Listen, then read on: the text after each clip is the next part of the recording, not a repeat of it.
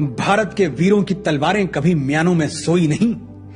अकबर क्या, किसी भी मुगल की हुकूमत पूरे भारतवर्ष पर कभी रही ही नहीं। दिल्ली सल्तनत नाम की कोई चीज वजूद में थी ही नहीं। मुगल अलग अलग राजाओं से मिलकर इस देश के कुछ हिस्सों पर शासन करते रहे। साम्राज्य जैसा शब्द, सल्तनत जैसा शब्द एक मजाक से ज्यादा और कुछ नहीं है।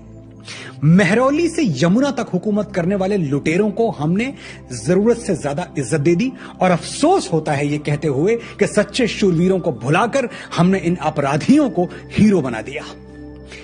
साम्राज्य क्या होता है?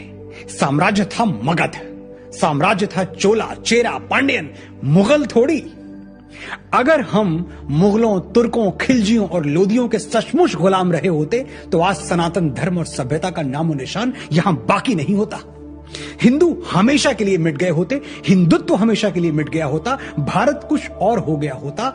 जैसे पर्शिया गुलाम हुआ तो ईरान हो गया, मेसोपोटामिया गुलाम हुआ तो इराक हो गया। इजिप्ट की हालत हमारे सामने है।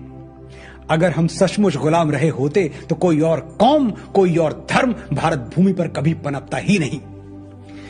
भारतवर्ष के वीरों ने कभी अपने हाथों में चूड़ियां नहीं पहनी थी और बड़े ही प्रायोजित तरीके से हमारे अंदर ये इंफीरियरिटी कॉम्प्लेक्स भरने की कोशिश की गई कि हम पद्दलित और कमजोर थे। मुगल एम्पायर के बारे में सैकड़ों पन्ने रटवा दिए गए हमें। दिल्ली सल्तनत के बारे में क्या क्या पढ़ा दिया गया। महाराणा हमीर सिंह ने मोहम्मद बिन तुगलक को 6 महीने कैद में रखा, यह इतिहास हमें क्यों नहीं बताया गया। महाराणा कुंभा ने मालवा के सुल्तान महमूद खिलजी को महीनों बंदी बना के रखा, यह हमें क्यों नहीं पढ़ाया गया।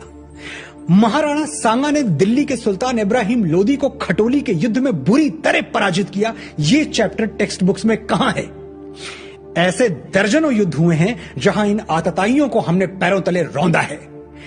7वीं सदी में बप्पा रावल ने मोहम्मद बिन कासिम को ईरान तक दौड़ा दौड़ा कर मारा था, यह हमें क्यों नहीं पढ़ाया जाता। खैर, वापस लौटते हैं